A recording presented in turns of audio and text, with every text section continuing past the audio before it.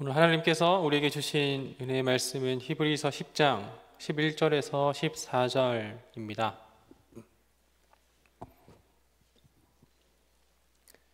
제가 보는 성경으로 신약 363쪽입니다.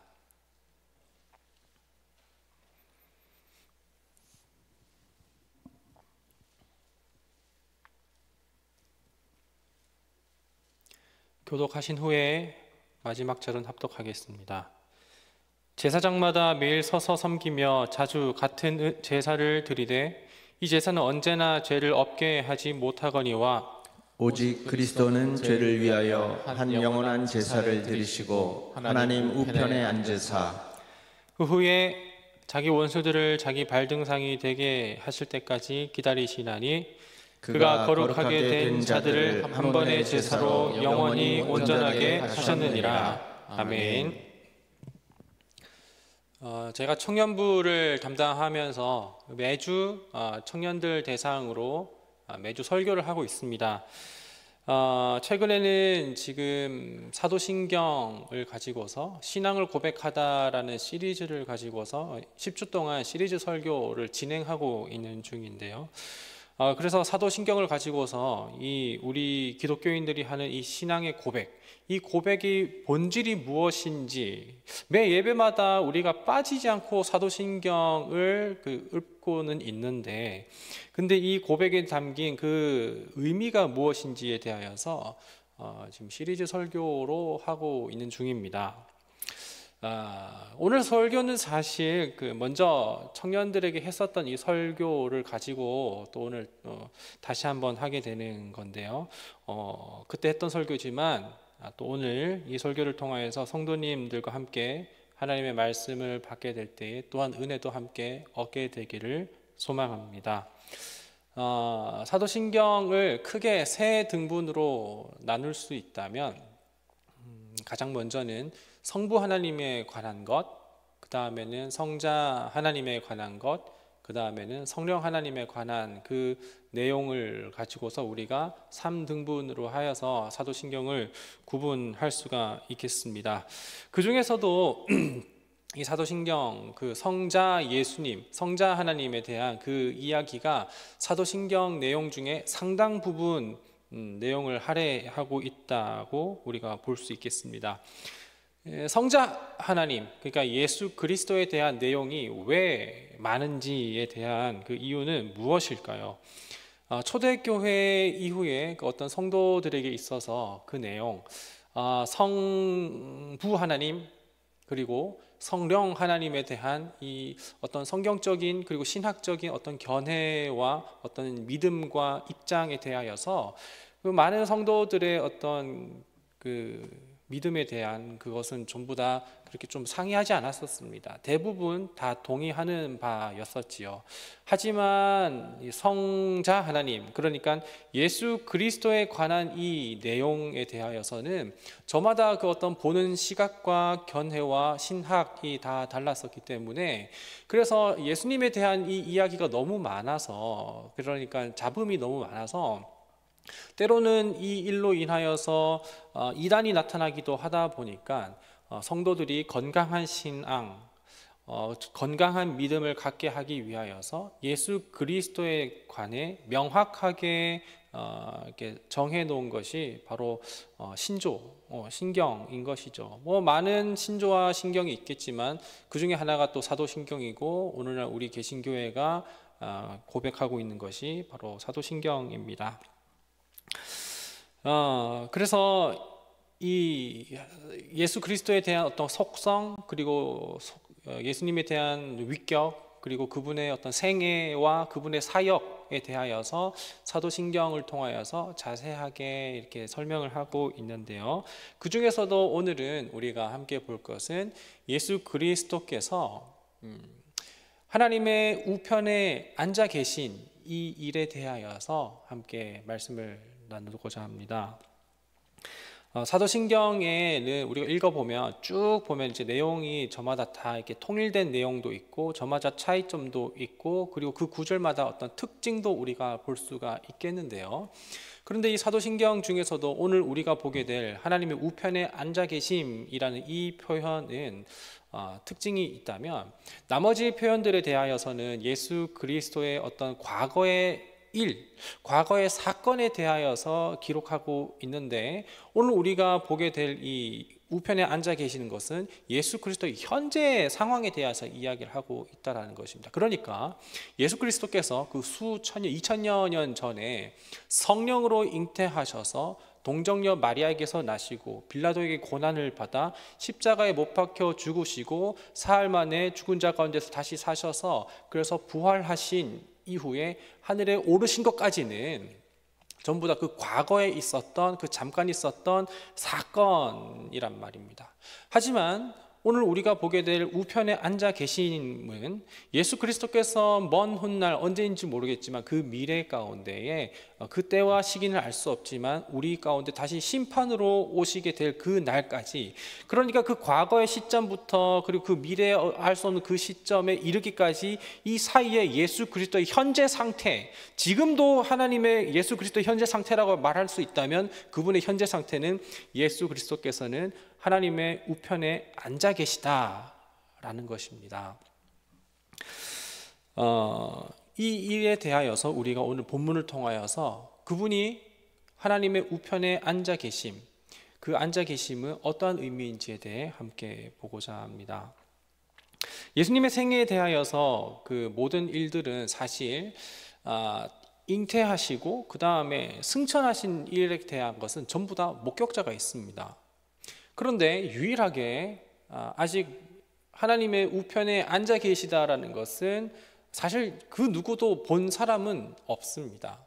그럼에도 불구하고 여기 저를 비롯한 우리 모든 성도가 사도신경을 통하여서 하나님의 우편에 앉아 계시고라고 우리가 이제 고백하게 될 때 전혀 거리낌 없이 믿음으로 고백하고 있지요. 이것은 그냥 구전으로 내려오는 것이기 때문이라던가 아니면 그냥 누군가 만들어낸 이야기가 아니라 구약에서 나타난 그 말씀을 성취하셨고 예수 그리스도께서 실제로 그렇게 본인이 하늘의 우편에 앉아 계실 거다라고 이렇게 말씀하셨기 때문에 우리는 그 믿음을 가지고서 고백을 하게 되는 것이죠.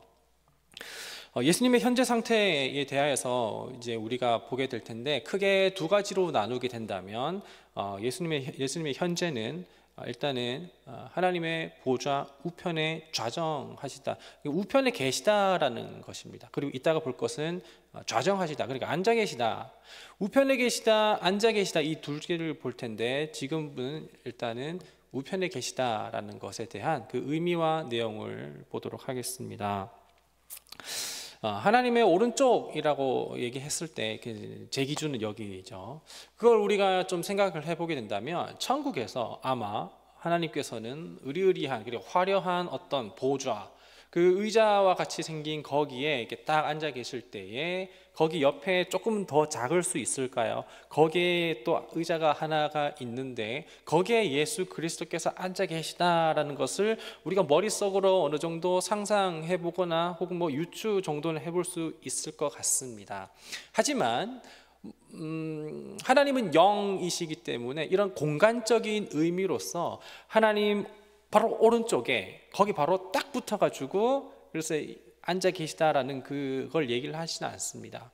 하나님께서는 실제하시지만 하나님은 영이시기 때문에 어떤 공간, 실체라든지 혹은 뭐 육체라든지를 갖고 있지 않고 그냥 그 실제하시는 분이시기 때문에 공간적으로 왼쪽 오른쪽 앞뒤 위아래로 이렇게 나눌 수 있는 개념은 아니라는 것입니다. 그러니까 예수 그리스도께서 하나님의 오른쪽에 앉아 계시다라는 것은 실제로 오른쪽에 졸졸졸 따라붙어 다니면서 그렇게 앉아 계시다는 그런 의미가 아니라 그 오른쪽이 의미하는 바 그 의미로서 오른쪽에 계시다라는 그 상징으로서 말씀하고 있다라는 것으로 우리가 이해를 하며 그렇게 고백을 하면 되겠는데요. 그렇다면 오른쪽이라고 했었을 때 이 오른쪽에 대한 좀 의미는 무엇일까요? 우리가 뭐 드라마나 혹은 뭐 일상생활 가운데서도 오른팔이다, 나는 당신은 오른팔입니다 라고 이렇게 이야기를 할 때가 종종 있잖아요. 실제로 뭐 오른팔이다라고 했었을 때 그 사람이 내 오른팔이라고 하는 것은 내 오른팔이 없고 그 사람을 내 몸에 접붙임해서 그래서 그 사람이 오른팔이 되는 그런 의미로서가 아니라 어떤 의미로서 상징적으로서 그 사람이 내 오른팔로서 내가 하고자 하는 어떤 뭐 일이라든지 생각이라든지 어떤 비전이라든지 그것을 함께 하고 거기에 대한 그 일을 주도적으로 혹은 실제적으로 함께 이끌어 나가는 그런 의미로서 오른쪽 혹은 오른팔이라고 우리가 이야기할 수가 있겠지요. 그런데 이 오른쪽이라고 하는 것은 단순히 어떤 우리나라의 어떤 관습적으로 그래도 문화적으로 통용되는 그런 이해 범위를 넘어서서 성경에서도 우리가 생각해 보게 될 때 오른쪽이라고 하는 그 의미는 우리가 생각하는 그 오른쪽과 굉장히 좀 비슷하다고 생각을 합니다. 성경에서 우리가 좀 보게 된다면 오른쪽 혹은 오른편 혹은 우편이라고 했었을 때 그 오른쪽과 오른편 우편이 부정적으로 사용된 개념은 거의 잘 없었던 것 같고 대부분 긍정적인 의미로서 사용이 된 것 같은데, 예를 들어서 창세기에 요셉이 이제 총리가 되어서 애굽의 총리가 되어서 므낫세와 에브라임을 낳게 되지요. 그랬을 때에 나중에 훗날 야곱 아버지를 만나게 돼서 자기 아들 둘을 데리고서 아버지 앞에 데리고 나아가서 축복 기도를 받게 하려고 합니다. 장자였었던 므낫세를 아버지의 기준에 오른손에 있는 쪽으로 므낫세를 갖다 놓고, 그리고 둘째인 에브라임을 그 야곱의 왼쪽 손에 갖다 놓아서 아버지가 두 손만 뻗어서 기도를 할 수만 있다면 바로 이렇게 할 수 있게, 그러니까 장자는 오른쪽에 그리고 차자는 왼손에 놓도록 이렇게 요셉은 그렇게 배치를 의도적으로 했죠. 그러니까 요셉도 어느 정도 오른쪽 그리고 오른손에 대한 어떤 개념 그리고 어떤 그 의미와 상징하는 바를 잘 알고 있었는데, 그런데 여기에서 반전인 것은 야곱이 그 오른손을 가지고서 그대로 므낫세의 머리에 올리는 것이 아니라 오른손을 교차하여서 에브라임의 머리에 갖다 놓고 그리고 이렇게 교차해서 안수 기도를 했었다라는 것은 여러 가지 좀 어떤 신학적인 의미가 있긴 하지만 야곱 역시도 오른쪽 혹은 오른손에 대한 개념이 있었다라는 것을 미루어 볼 때 이 성경에서 말하고자 하는 이 오른쪽이라고 하는 것은 그 어떤 권위와 그리고 어떤 그 축복의 의미가 대단하다라는 것을 우리가 유추해 볼 수 있다라는 것이죠. 그래서 하나님께서는 하나님의 오른쪽에 예수 그리스도께서 앉으시고 그분이 그 자리에서 함께 있다라는 것은 하나님의 보좌 우편에 앉아 계신 예수 그리스도를 상징하는 것은 무엇이냐면 예수 그리스도께서도 역시나 하나님과 함께 그 동일한 그 권세와 영광과 그 권위를 가지고서 세상 만물을 다스리시고 통치하신다라는, 그러니까 우리는 그냥 아들 하나님으로만 알고 있지만 그분의 권위와 그 권세는 하나님과 동일하다라는 것을 우리가 인지할 수가 있겠죠. 그래서 단순히 어떤 공간으로서 그냥 오른쪽에 계신 것이 아니라 그 권위를 동등하게 갖고 계시다라는 것이 바로 예수 그리스도에 대해 오른편에 계시다라고 우리가 고백을 하고 있다라는 것입니다. 그러니까 계속해서 그 아들 하나님, 성자 하나님에 대한 그 어떤 그 위격에 대하여서 계속 의심을 하고 있다 보니 이것을 올바른 신앙을 세우기 위하여서 사도신경을 통하여서 그분의 하나님과 동등됨을 이야기를 하고 있다라는 것이죠. 아까도 말씀드렸다시피 예수님께서 우편에 계시다라는 것을 본 사람은 아무도 없지만 이것은 뭐 계속해서 구전으로 내려온 게 아니라 실제적으로 예수님께서 직접 말씀하신 부분이 굉장히 많은데, 그것이 이제 뭐 구약에도 예표가 되어 있지만 예수님께서 직접 말씀하셨다면 누가복음 22장 69절에서도 우리가 볼 수가 있겠는데요. 제가 읽어드리겠습니다. 그러나 이제부터는 인자가 하나님의 권능의 우편에 굳이 앉아 있으리라 하시니 라고 이렇게 말씀하시죠. 우편에도 계시지만 그 우편에 앉아 계시다. 그렇다면 우리는 이제 우편에 계시다, 오른쪽에 계시다라는 것은 무슨 뜻인지 알겠습니다. 그런데 앉아 계시다라는 것은 그러면 우리 가운데 또 궁금하고 또 의문이신 거죠. 지금 저는 혼자 일어서 있고 다 앉아 계신데 누구는 왜 서 있고 누구는 왜 앉아 있을까요? 보통 편의점 한번 머릿속으로 상상해 보시기 바랍니다. 편의점이나 혹은 뭐 식당이나 이렇게 들어가게 되면 보통 거기에 서 있는 사람은 누구고 또 앉아 있는 사람은 누구인가요? 보통 이제 서빙 하시는 분, 일하시는 분은 서 계시죠. 카페나 편의점 알바를 할 때 그 알바생들의 이야기를 들어보면 그 사람들이 여러 가지 힘든 일들 중에 하나가 있다면 그 일은 근무 중에는 앉지 못한다라는 얘기입니다. 그 앉지 못하고 계속해서 서서 손님을 응대하고 또 CCTV로 점주가 보고 있는 거에 대해서 앉지 못하는 그 일에 대해서 굉장히 좀 힘든 것 중에 하나다라고 이야기를 하더라고요. 아무튼 성경에서도 이렇게 성경을 근거로 하는 그 사도신경, 그리고 사도신경에서도 말씀하시기를 예수님께서는 그러면 앉아 계시다고 하는 건데, 그럼 예수님께서는 왜 앉아 계시냐 말입니다. 구약의 제사법이 있습니다. 구약의 제사법에 의하면 제사장들과 대제사장들은 성막 그리고 성전에서 자기의 직무와 역할과 그리고 사역, 그것을 이제 행하게 될 때에 그것을 행하는 그 시간, 그러니까 그 과정이 모두 다 맞춰지기 전까지 계속해서 진행 중이게 될 때에는 앉지 못한다라는 거죠. 그러니까 서 있다라는 것은 내가 지금 직무를 계속해서 수행하고 있다라는 그런 표시로서 서 있기도 했다라고 이야기를 하는 것입니다.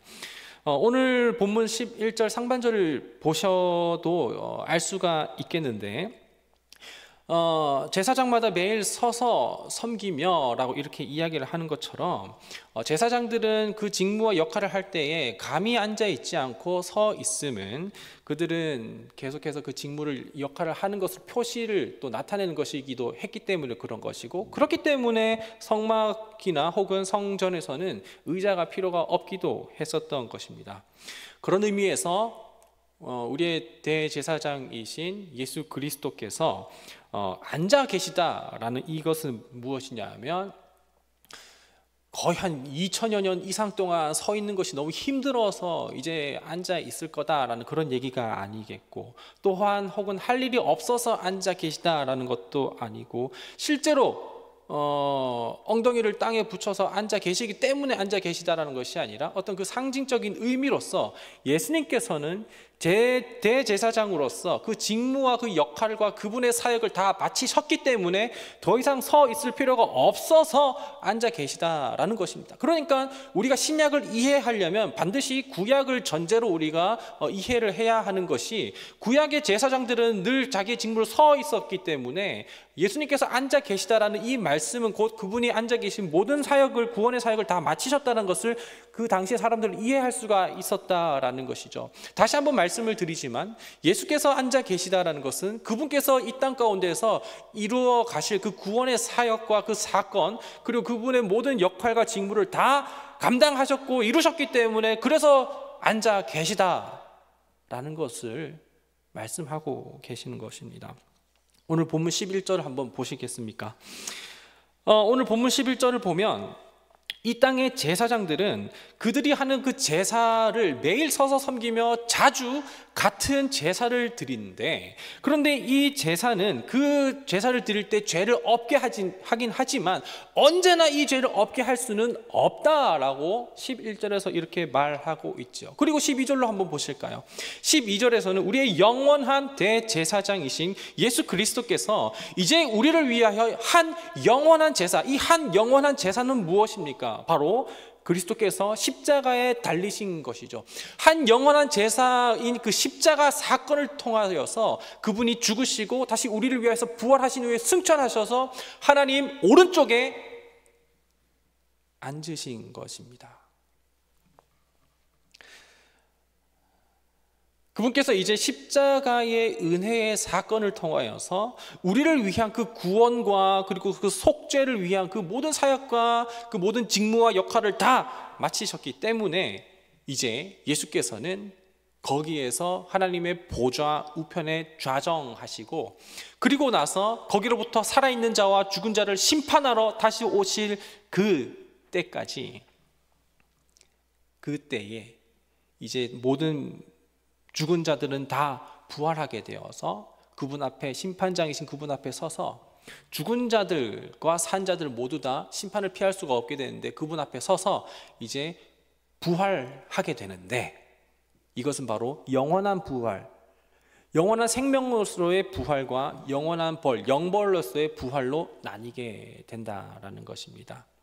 그랬을 때에 이제 그분께서 이루신 그 모든 구원의 사건과 사역으로 인하여서 그분을 믿음으로 말미암아 이제 누구든지 영원한 멸망에 이르지 않고 영생을 얻게 되는 구원의 단 하나의 길이 열리게 되었다라는 것이 바로 우편에 앉으시고라는 그 고백입니다. 이제 예수께서 그 십자가에 달리셔서 그 구원의 길을 완성하여 주셨기 때문에 더 이상 제사장들이 하는 그 제사, 반복된 제사는 더 이상 필요가 없게 되었습니다. 그래서 예수님께서 그 단 한 번의 그 제사를 드림으로써 모든 이들에게 구원의 길을 열어 주셨는데, 그래서 이제는 더 이상 제사를 하지 않아도 되었음은, 이 성전에서의 기능이 바로 중요한 것이 뭐냐면 제사를 드리기 위하여서 성전이 필요한 건데, 이제 제사를 드리지 않아도 되기 때문에 성전은 필요 없게 되었고, 예수께서 단 한 번의 제사, 십자가에서 제사 당하심, 어린 양이 예수 그리스도께서 십자가에 달리셨을 때 그분의 죽으심, 이제 내가 다 이루었다라고 말씀하시며 숨을 거두실 때에 그 휘장이 아래로 갈라지면서 이제 성전은 전부 다 무의미하게 된 것이죠. 이 성전을 헐라 내가 사흘 만에 다시 일으키리라 라고 말씀하신 그 예수님의 말씀을 우리가 기억한다면, 이제 어떤 물리적인 건물로서의 그 어떤 성전은 더 이상 우리가 얽매이거나 머물지 않아도 되고, 다시 사흘 만에 일으키신 예수 그리스도, 그 예수 그리스도 부활하신 주님을 우리가 기억하고 믿고 받아들이며 영접하는 우리 모두가 이제 각자 살아가는 우리 모두 삶 속에서 성전이 된다 말입니다. 예수님께서 이루신 그 십자가에서의 단번의 제사를 통하여서 이제 더 이상 반복된 제사는 필요하지 않게 되었다고 히브리서 10장 11절에서 말씀하고 있지요. 이제 더 이상 또 다른 피 흘림이 필요 없게 되었습니다. 당시에는 계속해서 짐승이 계속 잡혔어야 됐었는데 이제 더 이상 그런 반복된 제사는 필요가 없게 된 것이죠. 우리가 죄를 지을 때마다 우리가 살아가면서 분 단위로 혹은 초 단위로 죄를 지을 때가 얼마도 많습니까? 그래서 하나님 앞에 회개를 하게 되지요. 그러다가도 또 실수하고 좌절하고 낭망하고 넘어져서 또 때로는 신앙을 잃어버린 것 같아, 믿음이 흔들리는 것 같아, 내가 아까 했었던 그 회개가 정말 무용지물이 된 것 같아서 이전과는 내가 비교도 할 수 없는 정말 추악한 죄를 저질러서, 그래서 하나님 앞에 더러운 죄를 지어 고개를 들 수 없는 그때다 하더라도, 그럼에도 불구하고 짐승을 잡아 피 흘리는 그 피 흘림의 제사가 더 이상 필요 없다라는 것입니다.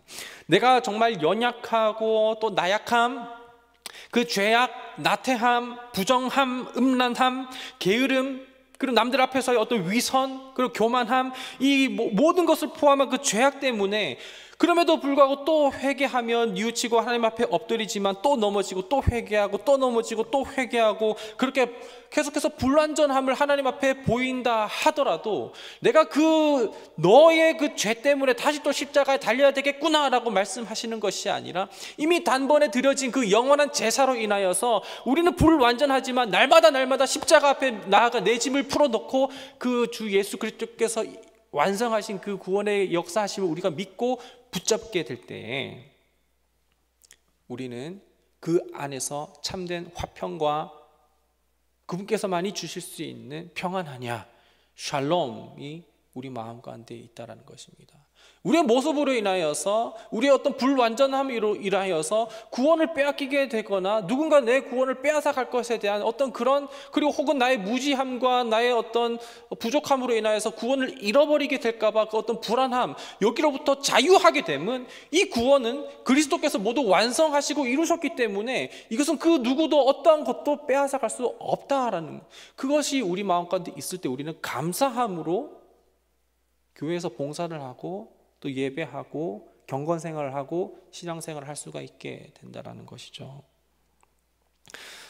그래서 누구든지 주께서 계획하시고 이루신 그 구원의 사건을 믿고 그리고 그것을 영접하기만 한다면 우리를 위하여서 죽으시고 우리를 위하여서 부활하신 그 주님을 인격적으로 우리가 만나고 믿고 받아들이게 될 때 그를 믿는 자마다 멸망하지 않고 영원한 생명을 얻게 된다라는 것입니다. 그것이 바로 복음입니다. 이것이 바로 복음입니다. 복음은 우리가 구원을 얻기 위하여 혹은 구원을 잃어버리지 않기 위하여 회개를 하는 것이 아니라 복음은 이미 얻은 구원에 감사하여서 회개하는 것이 바로 복음입니다.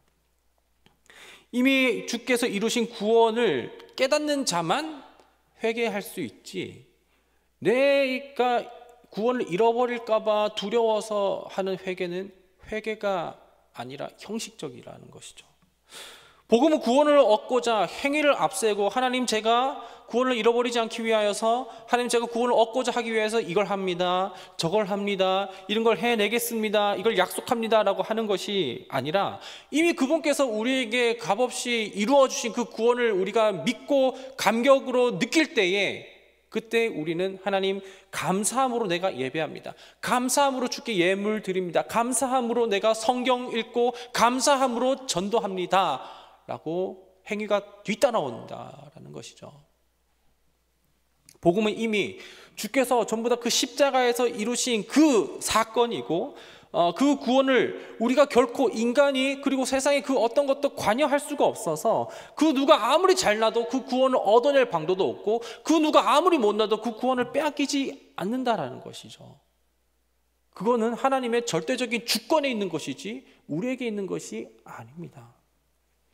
바울은 이 구원이 전적으로 하나님의 것이며 그 세상에 그 어떤 것도 관여할 수 없는 절대적인 것이라 하면서 로마서를 쓰게 되는데요. 로마서 8장 33절 이하, 그러니까 제가 읽을 때 33, 34, 35, 38, 39절을 읽을 건데요. 바울은 이렇게 이야기를 합니다. 누가 능히 하나님께서 택하신 자들을 고발하리요? 의롭다 하신 이는 하나님께서 의롭다 하신데 그 누가 너희를 죄인이라고 정죄하겠느냐? 더 이상 정죄하면 없다, 그리스도 예수 안에 있으면 이라고 이야기를 하는 것입니다. 그래서 34절에 누가 정죄하리요? 우리를 위하여서 죽으실 뿐만 아니라 우리를 위하여서 다시 살아나신 이가 예수 그리스도니, 우리를 위하여서 우편에 앉아 계신 그 예수 그리스도, 우리를 위하여서 우리를 하나님의 최측근 오른쪽에 앉아 계실 뿐만 아니라 그분께서 우리를 위하여서 또한 중보자가 되어서 우리를 위한 보증인이 되어서 우리를 위하여 간구하시는 게 그리스도이기 때문에 그 어떤 것도 그 누구도 우리를 정죄할 수가 없다라는 것입니다. 자유하시기 바랍니다. 35절입니다. 누가 우리를 그리스도의 사랑에서 끊으리요? 주께서 우리를 붙잡으신 그 사랑은, 주께서 우리를 향해서 이루신 그 구원은 그 누구도 끊을 수 없다라는 것이죠. 환난이나 곤고나 박해나 기근이나 적신이나 위험이나 칼이랴 라는 것입니다. 38절 뛰어넘어가서 내가 확신하노니 사망이나 생명이나 천사들이나 권세자들이나 현재일이나 장래일이나 능력이나, 39절입니다. 높음이나 깊음이나 다른 어떤 피조물이라 하더라도 그 무엇도 그 누구도 우리를 주 예수 안에 있는 하나님의 사랑에서, 그분이 이루신 그 구원에서 그 어느 것도 끊을 수 없으리라 라고 바울은 명확하게 단언하며 또한 세상에 천명하고 있는 것이죠. 예수께서 이루신 그 구원은 십자가의 사건, 그 일로 인하여서 모두 다 이루어진 구원입니다. 그 구원을 우리가 망각하고 있느냐 혹은 그 구원의 그 감격의 기쁨에 젖어 있느냐에 따라 다른 것이지, 그 구원이 우리의 어떤 행위를 통하여서 빼앗긴다거나 혹은 얻어낸 거나 할 수 있는 것이 아니라는 것이죠. 이미 완성하셔서 우리를 위하여서 보좌에 앉으시고, 그리고 그 보좌에서 앉으심은 우리를 위한 모든 구원의 사건을 다 이루심, 그것을 이야기하시며 또한 그곳에서 우리를 위하여서 간구하시는 주 예수 그리스도, 그분의 구원의 은혜에 우리가 감사하며 살아간다면 그분의 이루신 그 구원의 완성으로 인해 우리는 샬롬, 평안, 기쁨, 그리고 감사의 신앙생활을 우리의 형편에 따른 것이 아닌 전적인 주 예수 그리스도의 주권에 의하여 할 수 있게 되는 줄 믿습니다. 이제 우리가 찬양하게 될 텐데, 구원하심이 보좌에 앉으신 우리 하나님과 어린 양께 있다라는 이 찬양 우리 함께 올려드리며 우리의 믿음을 다시 한번 다짐하고 또한 결단할 수 있기를 바랍니다.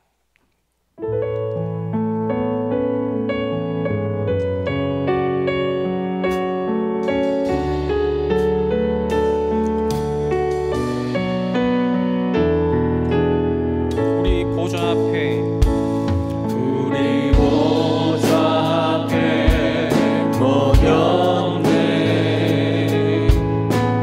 함께 주를 찬양하며 하나님의 사랑 그 아들 주셨네. 그의 피로 우리 구원받았네. 십자가에서 쏟으신 그 사랑 강같이 온 땅에 흘러 각 나라와 족속 백성 방언에서 구원받고 주 경배 드리네. 구원하심이 보좌에 앉으신 우리 하나님과 어린 양께 있도다. 구원하심이 보좌에 앉으신 우리 하나님과 어린 양께 있도다. 우리 보좌 앞에 우리 보좌 앞에 모였네. 함께 주를 찬양하며 하나님의 사랑 그 아들 주셨네. 그의 피로 우리 구원받았네. 십자가에서 쏟으신 그 사랑 강같이 온 땅에 흘러 각 나라와 족속 각 나라와 족속 백성 방언에서 구원받고 주 경배 드리네. 할렐루야.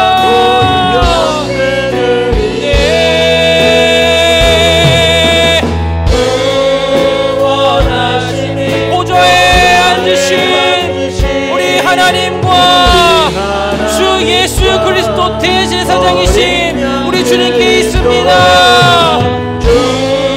구원하심이 보좌에 앉으신 우리 하나님과 어린 양께 우리 다시 한번 또다 구원하심이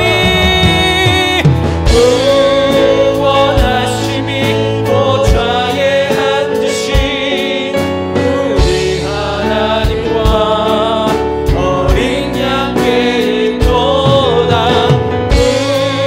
구원하심이 보좌에 앉으신 우리 하나님과 오늘 말씀을 기억하며 구원을 허락하여 주신 하나님께 감사의 기도를 올려드립니다. 기도합니다. 하나님, 우리를 위하여서 하나님의 그 보좌 우편에 앉으심은 하나님 이 시간 가운데 우리의 상황과 형편에도 관여하지 상관없이 하나님께서 십자가에 이루신 그 구원의 사건임을 우리가 기억합니다. 하나님께서 이루신 그 구원의 일은 그 누구도 그 무엇도 빼앗을 수도 없고 잃어버릴 수도 없는 하나님의 절대적인 주권에 의한 것이기 때문에 하나님의 은혜를 통하여서 우리에게 주어주신 그 은혜로 말미암아 우리가 우리가 그 구원에 감사하며 하나님 아버지 부족하지만 날마다 하나님께 감사함으로 담대히 나아가게 됩니다. 하나님 아버지, 이제 더 이상 우리가 그 어떤 형식적인 것과 율법적인 것에 아버지 우리의 어떤 노력과 우리의 의를 의지하지 않게 하여 주시옵시고, 하나님 아버지 지금 주님의 현재 상태, 하나님의 그 보좌 우편에 좌정하신 주 예수 그리스도를 우리가 믿음으로 말미암아 날마다 우리가 그 구원의 감격을 우리가 누리며 감사하며 예배하며 성경 읽고 기도하며 찬양하며 기도하는 것이 우리 마음 가운데 기쁨과 평안과 날마다 즐거움으로 넘쳐나는 신앙생활 될 수 있도록 그 믿음의 신앙 고백이 우리 가운데 있게 하여 주시옵소서. 우리 마음 가운데 계속해서 흘러넘침은 하나님 아버지 그 무엇도 나의 그 어떠한 것도 구원이 빼앗겨지는 것이 아니라 이미 이루신 하나님께서 완성하신 그 구원에 우리가 감사함을 누리게 되는 것인 줄 믿으니 하나님 아버지 더 이상 이제는 우리의 것을 통하여서 낭망하지 않게 하시옵시고, 그 누가 우리를 정죄하리요, 주께서 이루신 그 그리스도의 피로 말미암아 아버지 앞에 의롭다함을 얻게 되는 것이니 아버지 앞에 우리가 무릎을 꿇고 날마다 예배하며 찬양하는 우리 모든 성도 되게 하여 주시옵소서. 우리의 평생의 신앙의 여정 가운데 그 구원의 기쁨과 감격을 잃어버리지 않게 하여 주시옵시고, 그 은혜에 감사하며 우리가 주어진 신앙생활을 기쁨으로 또한 담대하게 감사하게 감당하게 하여 주시옵소서.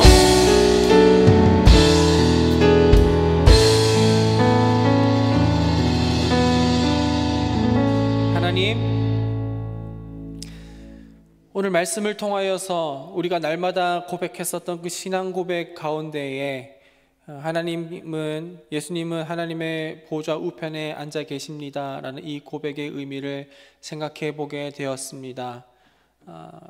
그냥 습관적으로 반복적으로 읊조리는 그 어떤 구절이 아니라 예수님께서 하나님의 보좌 우편에 앉아 계심에 대한 그 진정한 의미를 우리가 날마다 고백하게 될 때에 이 고백을 통하여서 다시 한 번 더 힘들어도 어려워도 낭망하여도 일어설 수 있게 하여 주옵시고, 이 고백을 할 때에 하나님께서 이루신 그 구원에 감사하며 그래서 하나님 앞에 다시 한 번 더 예배하고 찬양하고 노래할 수 있는 우리의 모습이 되게 하여 주시옵소서.